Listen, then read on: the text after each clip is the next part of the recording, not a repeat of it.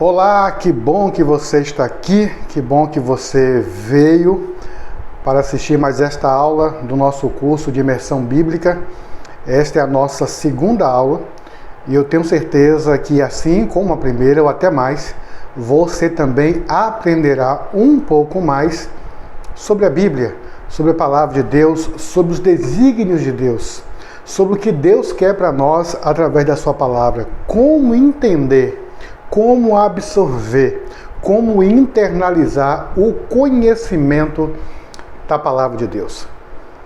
Ontem nós falamos sobre o autor da Bíblia, sobre o autor que é o nosso Senhor, que é o nosso poderoso Deus. Hoje eu queria falar um pouco com vocês sobre a integridade, sobre a autoridade, sobre a natureza deste autor, a grandeza de Deus, o caráter de Deus, da sua divindade. Você já parou para imaginar, já parou para pensar o tamanho de Deus? Sim, qual o tamanho de Deus? Qual a dimensão de Deus? Lá no livro de Gênesis, na criação, Moisés, na Bíblia, nos diz de que nós fomos feitos à imagem e semelhança de Deus. Isto, Deus criou o homem à sua imagem e semelhança. Pastor, o que quer dizer estas expressões, imagem e semelhança? Há quase que um consenso entre os estudiosos que quando Deus diz que criou o ser humano à sua imagem e semelhança, ele está falando de dois aspectos fundamentais. Quando Deus diz que criou a sua imagem, está falando do físico, da forma física do ser humano.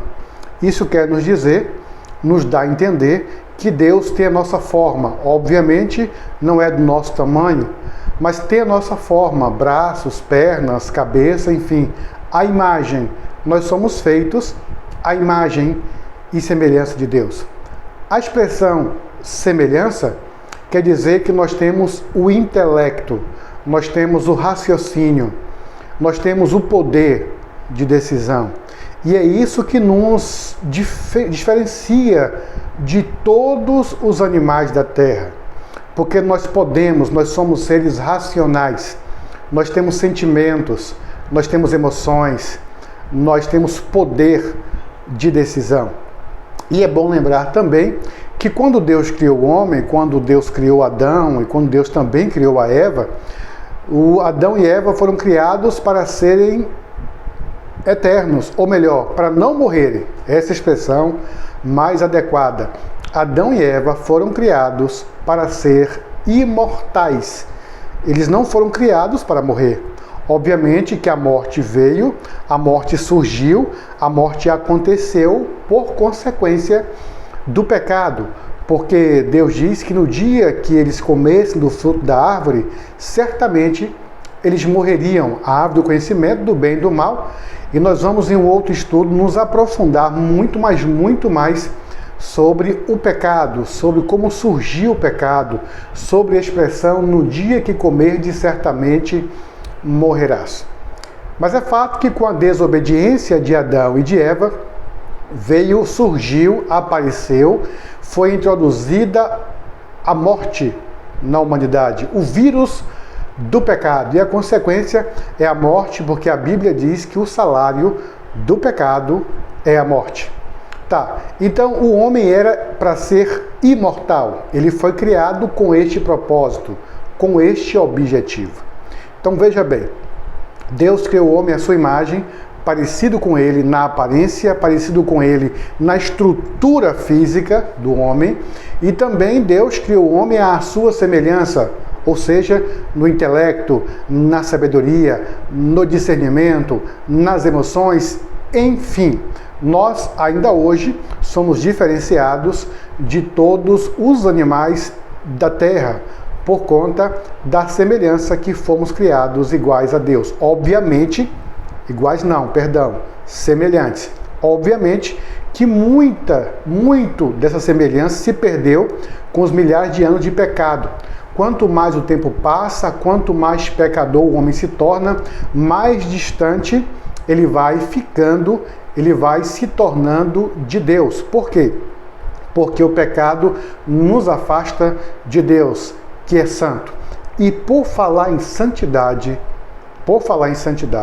muitas vezes, na nossa mente limitada, pecadora, pecaminosa, nós temos o hábito de quase que inconscientemente trazermos Deus para o nosso tamanho, para a nossa estrutura, para a nossa dimensão, para o nosso nível. Não. A palavra dele nos diz que os pensamentos de Deus não são os nossos pensamentos.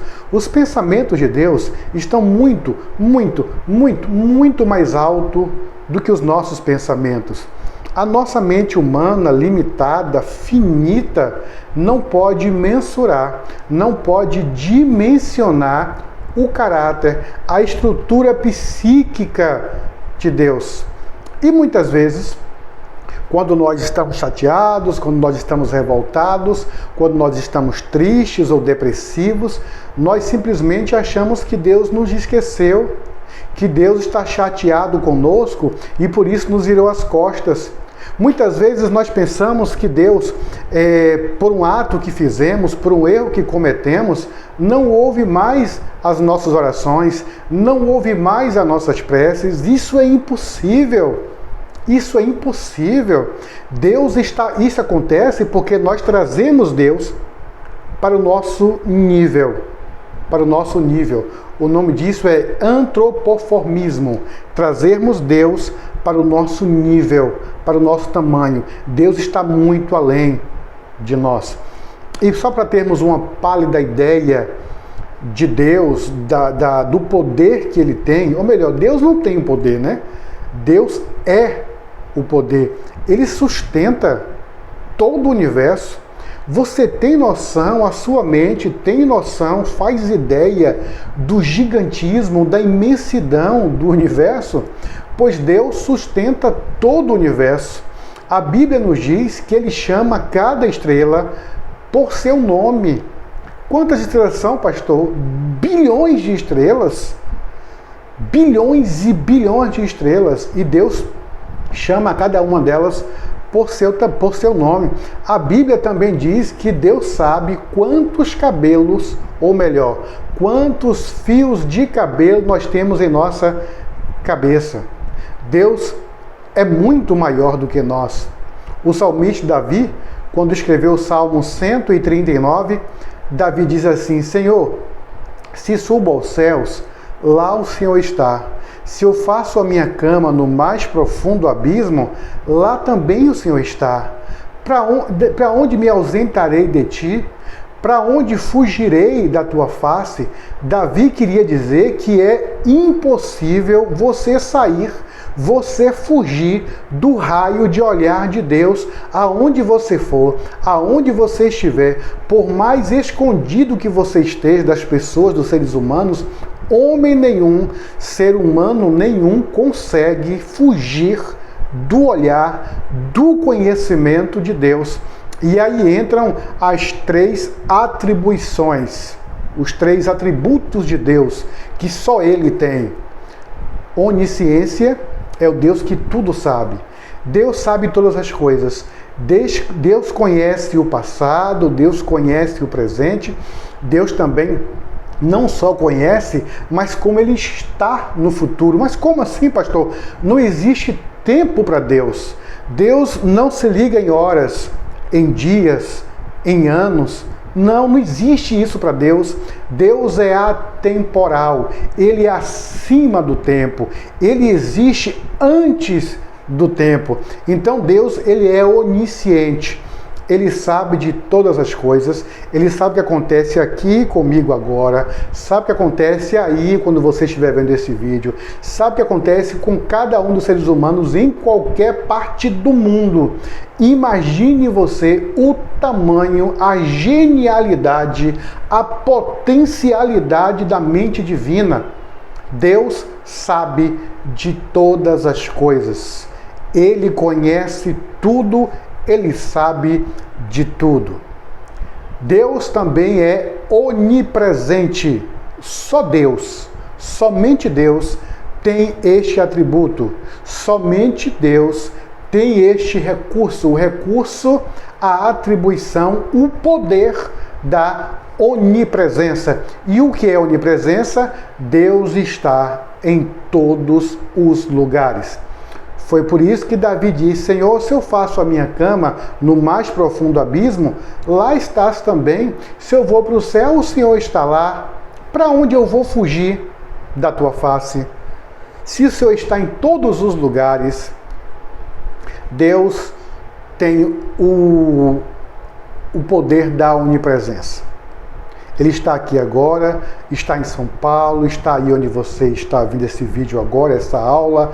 Deus está no Japão, na França, na Inglaterra, nos Estados Unidos. Neste momento, agora, neste exato segundo, Deus está em todos os lugares, simultaneamente. É óbvio que para alguns, que para nós humanos com a mente limitada, nós não conseguimos digerir esta informação. Como pode um ser estar em todos os lugares ao mesmo tempo? Mas não é só isso, não é só a onisciência, o Deus que tudo sabe, não é só a onipresença, o Deus que está em todos os lugares, mas também tem a onipotência. É um outro atributo exclusivo de Deus. A onipotência é o poder de que, já diz tudo, que Deus tudo pode. Preste bem atenção, Deus é onipotente, não existe nada, absolutamente nada neste mundo, nem fora dele, que Deus não possa fazer. Deus pode todas as coisas, todas as coisas. E o mais impressionante nisso tudo é que Paulo diz assim, em Filipenses 4,13, que tudo nós podemos, não por nós mesmos, mas em Deus, porque Ele nos fortalece. Onisciência, o Deus que tudo sabe. Onipresença, o Deus que está em todos os lugares simultaneamente. E a onipotência, o Deus que pode todas as coisas. Deus pode todas as coisas. O mesmo salmista, no mesmo Salmo 139, Davi disse assim uma vez: olha, quando eu vou falar, a palavra ainda nem chegou na minha boca, na minha língua, e Deus já conhece tudo. Deus já sabe o que eu vou dizer. Isto é impressionante. O Salmo 139 revela, nessa passagem e em outras passagens do mesmo Salmo, a grandiosidade de Deus. Deus é grande. Mas quando eu digo Deus é grande, a nossa mente vai tentar imaginar, vai tentar desenhar, vai tentar visualizar um Deus gigante, alguém grande. Grande de acordo com a nossa visão, grande de acordo com a nossa perspectiva. Mas Deus está muito, infinitamente além da nossa perspectiva. Por exemplo, quando foi que Deus surgiu, pastor? Pode ver essa pergunta, alguns me fazem essa pergunta. Quando foi que Deus surgiu? Quantos anos? Como foi que isso aconteceu? Quem criou a Deus? Como foi o surgimento de Deus? Ora, Deus não tem começo. É difícil para a nossa mente aceitar isso. É difícil para a nossa mente entender isso. Deus não tem começo, não existe um momento na história, há 15, 20 milhões de anos atrás. Não, Deus surgiu aqui nesse ponto. Não, Deus é eterno. Deus não tem começo, Deus não tem fim. Ele simplesmente é. Você já ouviu aquela música do crente ao ateu, ninguém explica Deus? Exatamente isso. Filosofia, ciência, soteriologia, teologia, cristologia, psicologia, nada destas ciências humanas, nenhuma delas consegue explicar o caráter, a essência e a natureza de Deus. Alguns jovens tentam fazer algumas pegadinhas. Um dia, por exemplo, um perguntou: pastor, Deus pode todas as coisas, né? Eu falei, pode. Ele pode todas as coisas. Pastor, existe alguma coisa que Deus não possa fazer? Eu falei, não. Ele pode fazer todas as coisas. Então o jovem, numa inteligência assim, bem macabra, ele disse, pastor, é possível, olha só a capciosidade dessa pergunta. Pastor, é possível que Deus faça uma pedra tão grande, tão enorme, tão gigante, que ele não possa carregar? O que você responderia numa situação, uma pergunta como essa? Se Deus pode todas as coisas, pastor, o jovem perguntou, é possível que Deus faça uma pedra tão grande que ele mesmo é tão grande, não consiga carregar? Ora, Deus não pensa como nós. Na verdade, deixa eu te dizer uma coisa. Deus não pensa. Isso. Eu estou falando para você que Deus não pensa. Deus age. Deus é sábio demais para errar. Quem pensa somos nós, que pensamos o que vamos fazer, como fazer, por que fazer, que horas fazer, quantas vezes fazer. Não, Deus não tem isso. Deus simplesmente faz. Quando Deus fala, milagres acontecem. Há um poder extraordinário, fenomenal na palavra de Deus.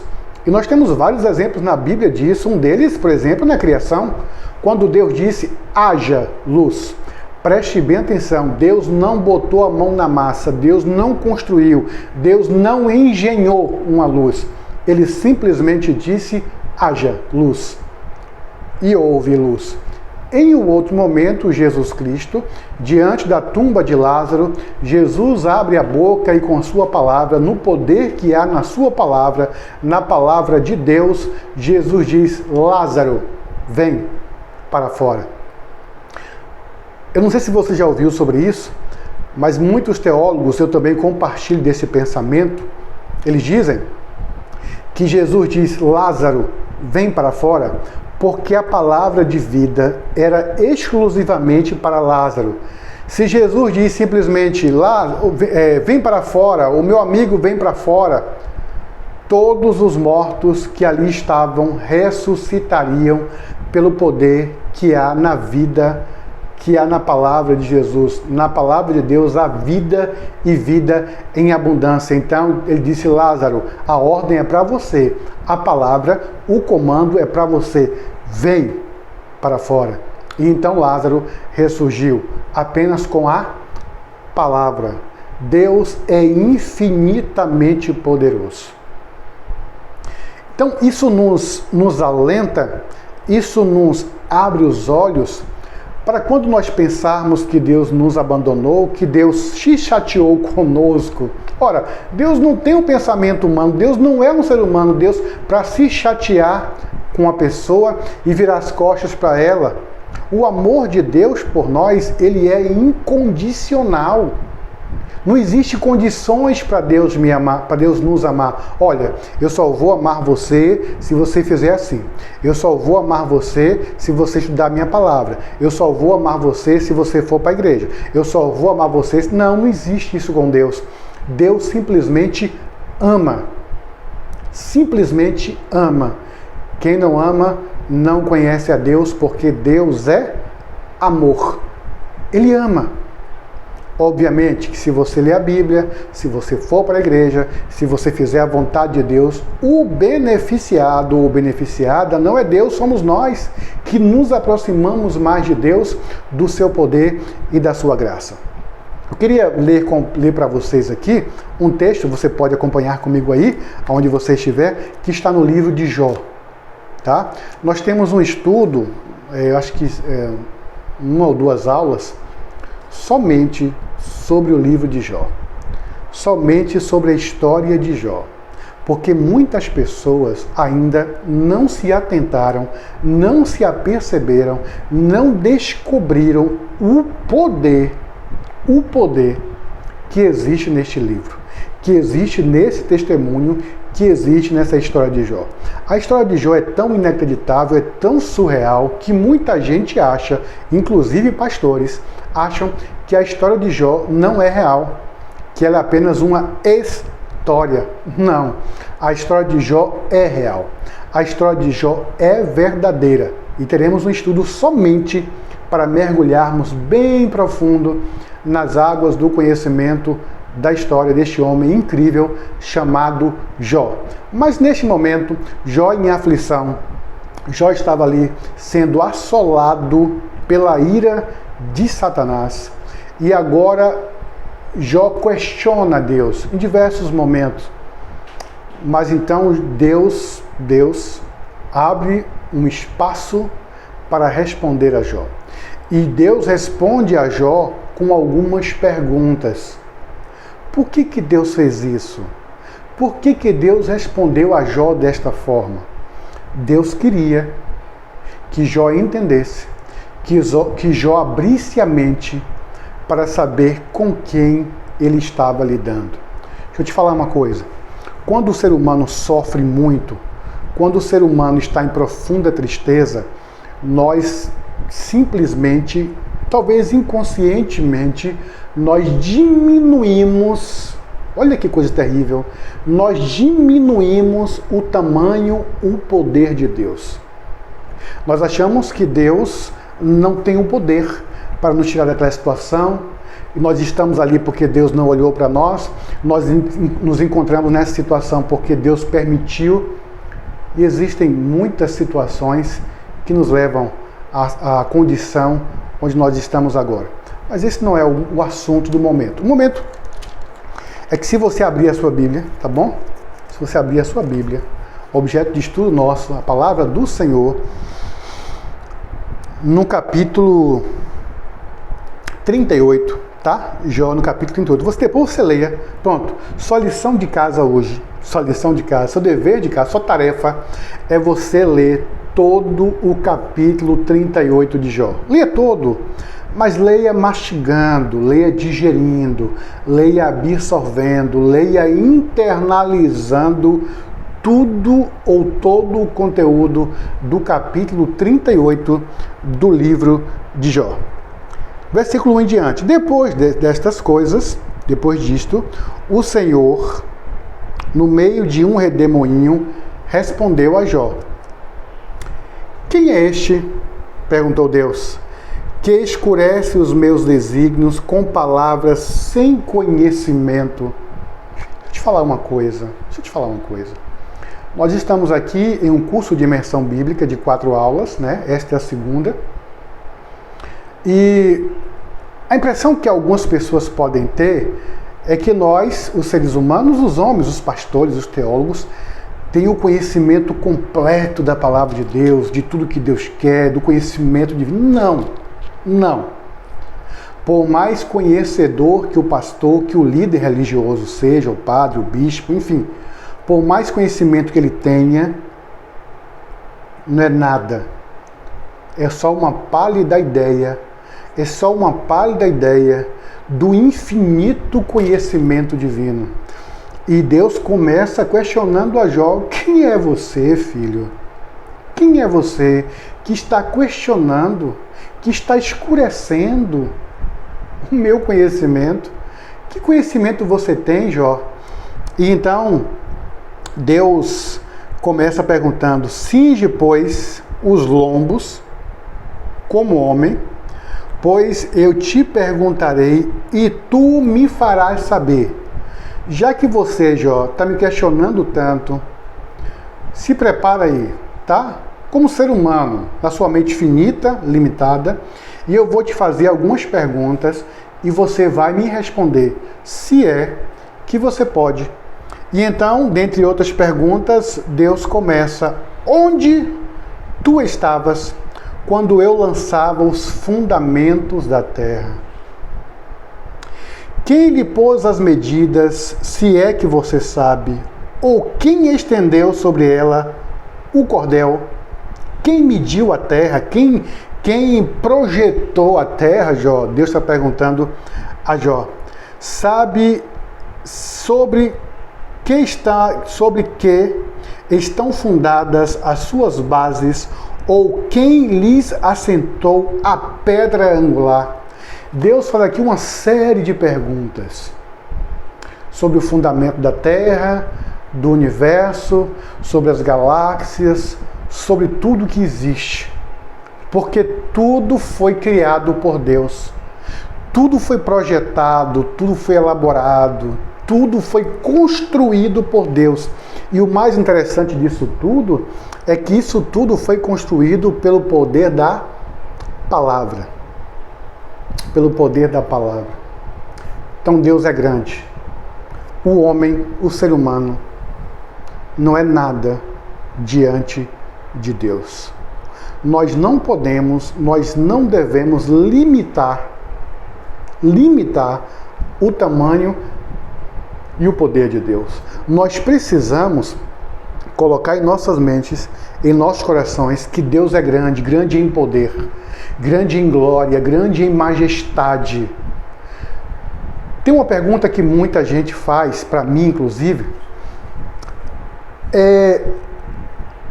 algum homem já viu a Deus? Porque em vários momentos nos dá a entender que alguns homens na Bíblia viram a Deus, contemplaram a Deus. Por exemplo, a Bíblia diz que Moisés, lá no Monte Sinai, conversava com Deus face a face. Essa expressão face a face em hebraico, ela quer dizer que não é que Moisés conversava com Deus olhando na face de Deus, não. O face a face quer dizer intimidade, quer dizer aproximação, quer dizer uma conversa íntima, próxima. Então, quando a Bíblia diz Moisés conversava com Deus face a face, está dizendo Moisés conversava com Deus intimamente. Moisés falava e era ouvido por Deus. Deus falava e era ouvido por Moisés. E a glória de Deus era tão grande, tão incomensurável, que a Bíblia diz que cá debaixo do pé do Monte Sinai, todos que olhavam para o monte, viam a manifestação da glória de Deus naquele monte, através de relâmpagos, trovões. Os trovões que eles ouviam, na verdade, e não entendiam, era a voz de Deus conversando com seu servo Moisés. Uma vez, Isaías, no capítulo 6, ai de mim, disse Isaías, eu sou um homem, porque sou um homem de lábios impuros, habito no meio de um povo de impuros lábios, e os meus olhos viram o Senhor. Homem nenhum viu a Deus, com exceção de Adão e Eva. Depois que o pecado entrou, o homem não pôde mais ver a Deus, face a face. Mas pastor, como é que o senhor pode dizer que Moisés não viu a Deus? Que evidência o senhor tem disso? Porque a Bíblia diz que Moisés ficou tão íntimo de Deus, 40 dias sem comer nem beber, só se alimentava da glória de Deus no Monte Sinai. E ali, Deus pediu a Moisés para ver o rosto dele, a face dele. E Deus diz a Moisés, homem nenhum, Moisés, que vê a minha face, viverá. Então, Deus coloca Moisés na fenda de uma rocha e passa. E a Bíblia diz que Moisés vê Deus pelas costas. Homem nenhum viu a Deus. A manifestação divina, muitas vezes, que alguns homens, por exemplo, Isaías, foi a glória de Jesus. Pastor, qual a diferença entre Deus, Jesus, o Espírito Santo? Quem é maior do que quem? Deus Pai é maior do que Deus Filho? Claro que não. Nenhum é maior do que o outro. Nenhum é mais importante do que o outro. Já falei para você ontem e vou repetir agora, o estudo da Trindade é em outro momento. Nós vamos também nos aprofundar sobre a Trindade, Deus Pai, Deus Filho e Deus Espírito Santo. Por que eu fiz essa introdução para te falar da Bíblia? Para te ensinar sobre a Bíblia. Para que você entenda, para que você creia, para que você coloque no seu coração que a Bíblia é de autoria daquele que tudo pode. Um Deus que é sábio demais para errar. Um Deus que conhece o fim desde o princípio. Um Deus que é poderoso, que sabe todas as coisas, que vê todas as coisas. Um Deus que está em todos os lugares. É neste poder, é nesta glória, é nessa majestade que Deus coloca uma carta em nossas mãos. Deus não mais, por conta do pecado, o ser humano não tendo mais acesso a Deus, como tinha outrora Adão e Eva, Deus então faz uma carta para nós. Deus então escreve um livro e coloca em nossas mãos para que nós conheçamos a sua vontade, para que nós conheçamos o seu plano, para que nós conheçamos o que ele quer para cada um de nós. Daí a importância de nós conhecermos mais a Bíblia. Porque conhecendo a Bíblia, preste bem atenção, conhecendo a Bíblia, nós conheceremos mais a Deus. Nos aprofundando mais no estudo da Bíblia, nós nos tornaremos mais íntimos de Deus. E estando mais íntimo de Deus, conhecendo mais a Deus, com certeza nós vamos confiar muito mais no Senhor e passaremos muito mais tempo e de qualidade na sua presença. Os dois pilares do fundamento cristão são duas pilastras que sustentam a vida de qualquer cristão: oração e Bíblia. No primeiro, nós falamos com Deus. No segundo, é Deus quem fala conosco. Amanhã nós vamos então mergulhar aqui na palavra. E vou trazer para vocês amanhã algumas informações que eu tenho certeza que algumas delas você nunca ouviu falar, você nem sabia que existia. Só para você ter uma pálida ideia da beleza, da grandiosidade, da importância deste livro em nossas vidas. Deus abençoe a tua vida e amanhã, mais uma vez, nos encontraremos no curso Imersão Bíblica. E não esqueça, quando oramos, falamos com Deus. Mas quando abrimos a Bíblia, é Ele quem fala conosco. Deus abençoe a tua vida, em nome de Jesus.